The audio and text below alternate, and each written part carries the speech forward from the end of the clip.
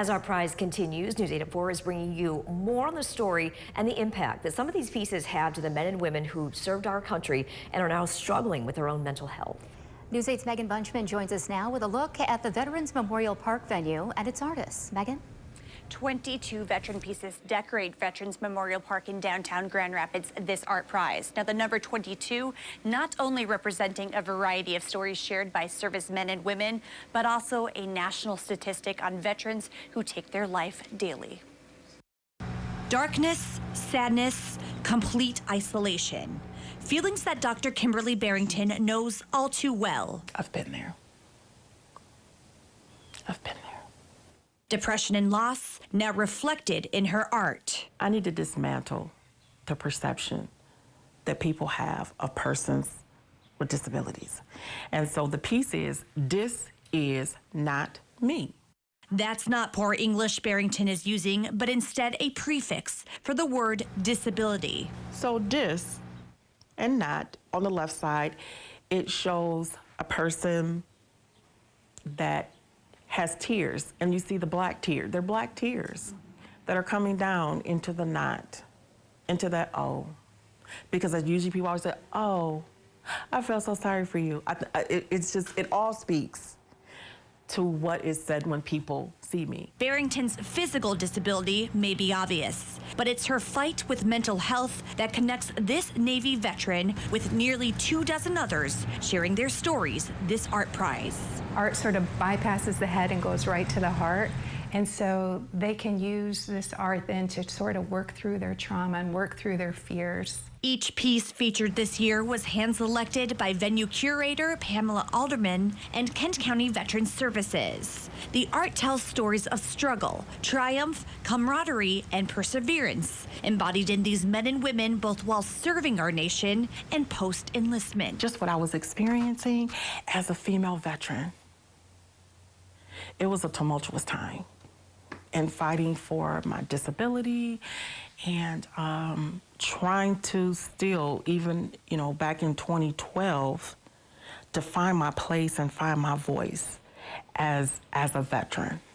Barrington served on the USS Holland in the late 1980s. She said that while she wouldn't change enlisting in the Navy, she wished her sexual and physical assault would have been handled differently. Instead of holding those accountable for their actions, Barrington said she was reassigned and basically dismissed. And I just remember that day when I woke up,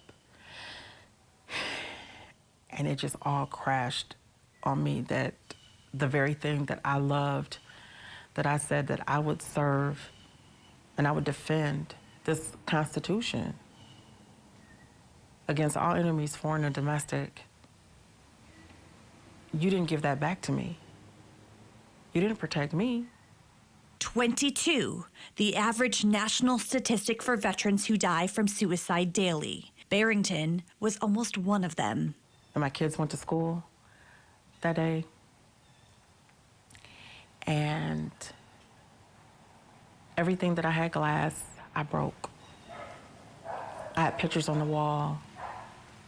And I said, these pictures mean absolutely nothing anymore to me, this life. And I took one of the pieces of glass from the picture frames and slit both my wrists. While Barrington survived her suicide attempt, her battle was only half won. She said it took years of self-work, therapy, and fighting with the VA for Barrington to get to where she is today. Wherever you are in your walk of life, it might seem black, you might be crying, but guess what? You can live life out loud. Live it your way. You live out loud. Barrington says she didn't expect art to help process some of her past trauma, but surprisingly and thankfully, she says art has been a lifesaver. Because I think that art really evokes questions from people, and it gives them an opportunity to have a conversation, and I believe that it is another language all of its own. This art is a healing art, and it's a way to change the focus and do something positive that really helps these veterans experience peace. experience peace. Well, on your screen right now, we have the number listed for suicide prevention. If you or anyone you know are having suicidal ideations, please call 988 for help.